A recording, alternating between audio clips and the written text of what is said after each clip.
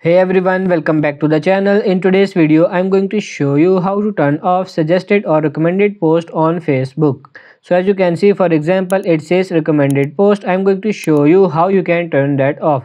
So you want to go ahead and click on your profile in the top right and click on settings and privacy. Now go for this settings and then on the left here it says Meta account center. You want to click on this little blue hyperlink under. You are taken to your profile. Now you want to go ahead and click on this add preferences and then you want to go ahead and click on add settings. So the first one you want to click on is activity information from add partners and then click review setting.